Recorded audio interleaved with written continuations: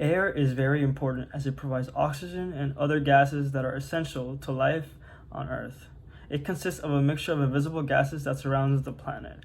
It's around 78% nitrogen, 21% oxygen, and around 2% of other elements consisting of carbon dioxide, nitrogen dioxide, etc. Clean air is vital to sustain the delicate balance of life on Earth. However, the quality of air can be affected by air pollution.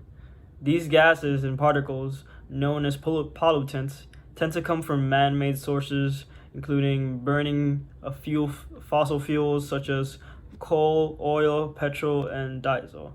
Pollutants come in three forms between gases, waters, and solids. In this part, we're going to talk about the two different types of pollutants we can find. First, the primary pollutants, which is, by definition, the air pollutants emitted that go straight up to the atmosphere, that are all emitted from sources that are man-made, like we already explained, like fossil fuel, oil, diesel, or it can come from airplanes, cars, that are those chemicals and elements that just go straight up into the atmosphere.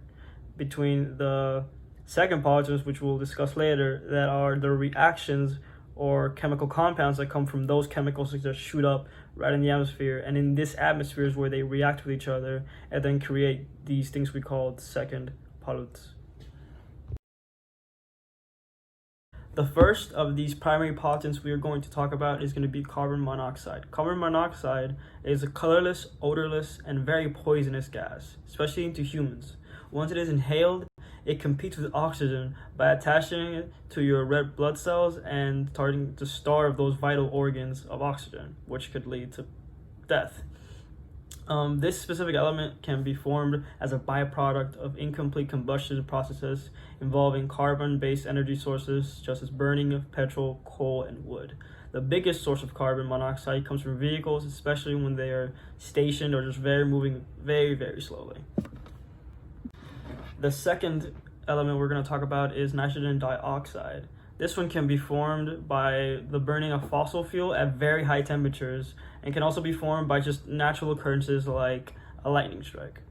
Most of the nitrogen dioxide is in urban areas that comes from the exhaust emissions. Exhaust can come from almost any vehicle in an urban area.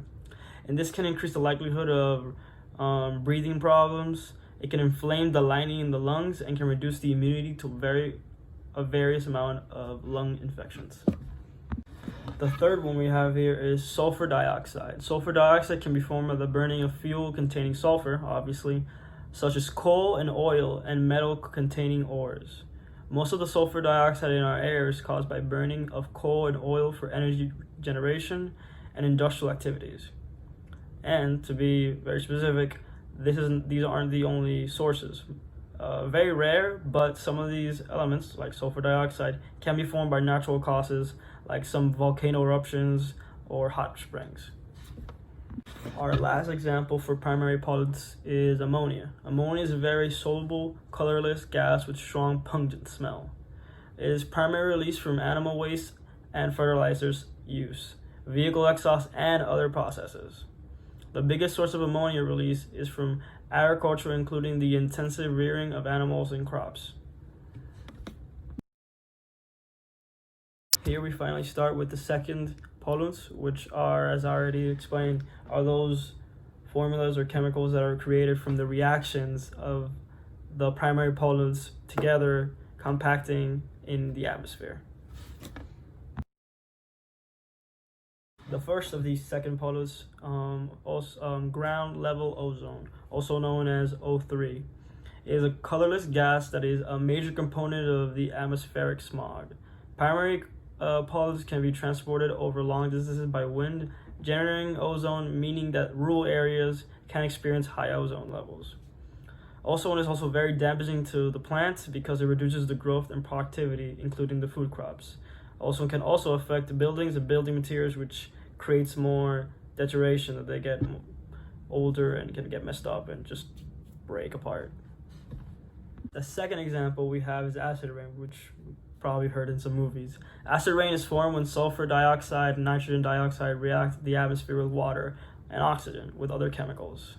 Acid rain is also accelerates the decay of some buildings, statues, and sculptures because it, obviously, like the name, acid, it just deteriorates that chemical composition that is in those statues and sculptures.